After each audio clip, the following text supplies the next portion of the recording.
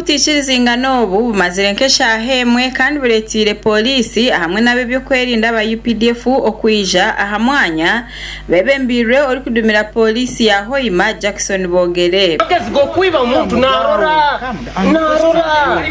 nanyo kwekitinisa nkafande I want them interview itona tulibasi kinga tunge tubikora mugenzi wawe umugambambe wewe from there totally verified kuruga sanka ina na taramanyire nangwa afana nangwa aturira nagamba kuba ashikire ahamwanya ho kwehandikizaho ishayi 11 dakika 3 kandi uko kwandika kubireni kukomashaha 11 ori kurira ebyo kuteza akaruru agambira kasande nagira ngo baye batakubasa kwikiriza okugumiza muna no kumuhandika abo kugira ngo eshaha zibire zahwireyo. 3 minutes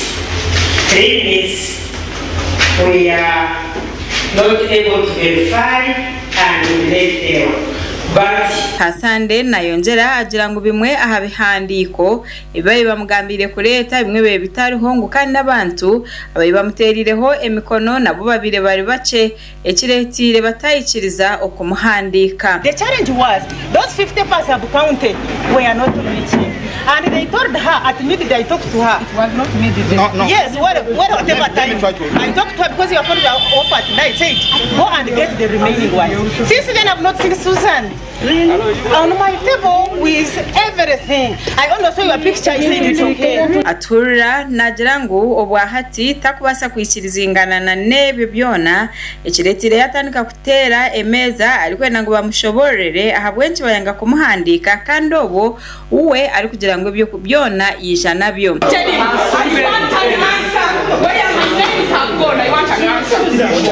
way, I'm going nowhere. I'm going nowhere. Yeah. I need an answer.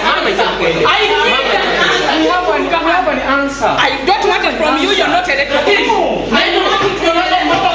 Turura ayongire yayoreka obutashemererwa abo kugira ngo abari kuri rebe kwandika bakanga kumugambira ombwire ngo ebintu bimwe babeni benda tabasize kubireta abo kugira ngo ayiziro bwire bwahwire. Team did not give me feedback on the extra forms I submitted. Why do you dare give me feedback at 5?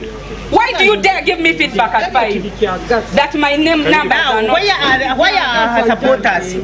Returning officer amhabwire kugenda ketonga naho omukachiko ari kugira ngo eki ashemerire kukikora rero babase kumwikiriza okugira ngo nawe ayihandikise. I haven't received them, but I'm telling you, you can be nominated after an appeal.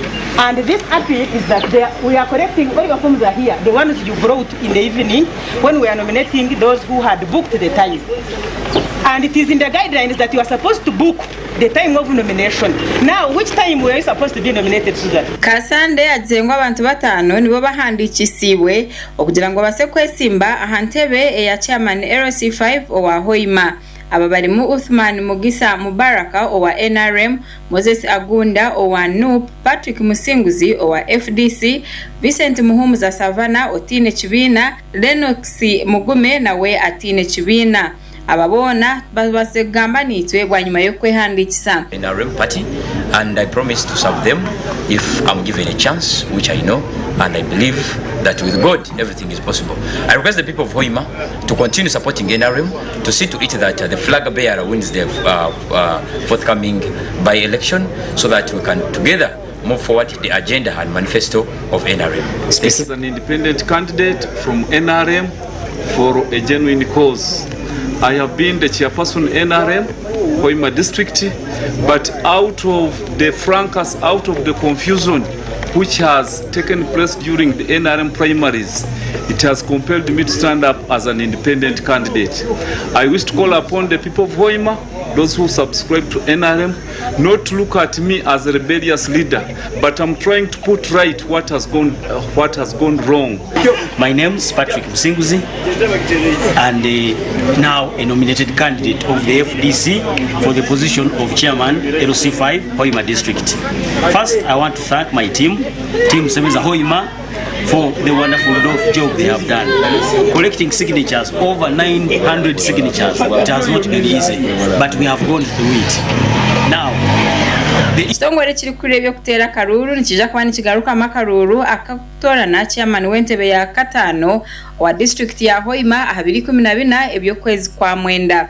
Omwanya ukasigara gutine mwebembezi bwanyuma y'wabirari chairman wa district ya Hoima kirungi kadiri okugwa ombutando. Amakuru aga gasha kwa Gad asaba.